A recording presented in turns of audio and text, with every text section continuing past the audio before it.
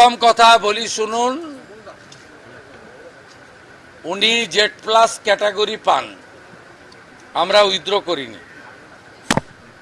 Director of সিকিউরিটির senior officer এখানে আছেন, আমার সিকিউরিটির জন্যই আছেন। দেখুন, আমি ওনাকে নেমেই জিজ্ঞেস করেছিলাম, জি ইজ দেয়ার এনি কমিউনিকেশন? তারা বলেছেন কমিউনিকেশন আমাদের কাছে ছিল না। তবুও আমি টিভি ছবিতে যেটুকু দেখেছি, সিনিয়র পুলিশ ডিসির নেতৃত্বে পুলিশরা তাকে প্রপারলি সাপোর্ট দিয়েছে এবং আমি বিজেপির কোনো পরিচিত মুখকেও দেখিনি, ঝান্ডাকেও দেখিনি।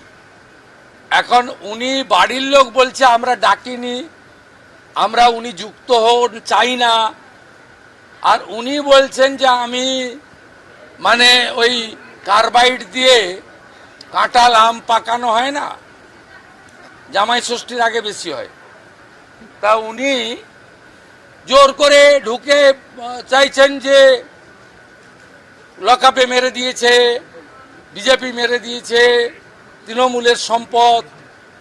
আর বাড়ির লোক বলছে যে আমার তো প্রশাসন পুলিশের উপরে স্যাটিসফাইড, আমরা রহস্য উন্মোচন হোক চাই। লকআপে ছিল সেই অবস্থায়, পিটিয়ে মেরেছেন, অসুস্থ, এর বিচার চাই।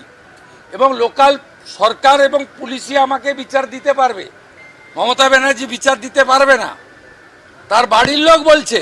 আর আপনি ওখানে ছুটির দিন একজন লয়ারকে সঙ্গে নিয়ে রাজনীতি করতে গেছেন পুলিশকে না জানিয়ে।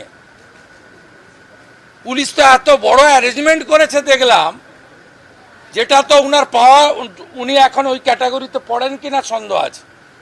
কিন্তু আমাদের নির্দেশ আছে, প্রাক্তন মুখ্যমন্ত্রী 15 বছর ছিলেন, বয়সও হয়েছে, উনাকে যতটা সম্ভব পূর্ণ নিরাপত্তা এবং উনার সম্মান রাখা উচিত, সে কাজ পুলিশ করেছে। পুলিশ কিছু খারাপ কিছু করেনি। তো উনাকে বলবো, আপনাকে ওই বাড়ির লোক দরজা বন্ধ করে দিচ্ছে, আপনি বলছেন যে না আমি দরজা ভেঙে ঢুকবো, এই কাজগুলো করবেন না।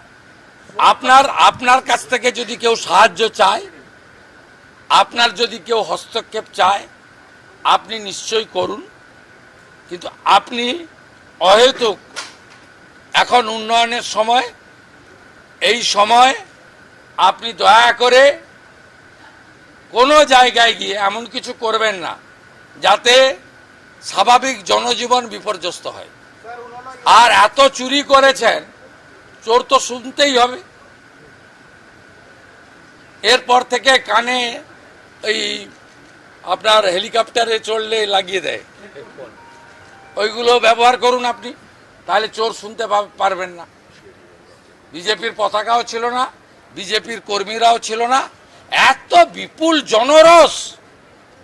আপনি তো আজকে অভয়ার বাড়িতে যেতে পারতেন ক্ষমা চাইতে, একটা গামছা নিয়ে যেতে পারতেন, গলায় গামছা দিয়ে বলতে পারতেন এটার উপর দিয়েই তো গেছেন, রত্না দিয়েই ভুল করেছি ক্ষমা করুন। আমার বিশ্বাস ইনি ক্ষমা করে দিতেন, হয়তো বা করতেন কিনা আমি জানি না। তা না করে আপনি ওখানে গেছেন। যেদিন আপনি অভয়াকে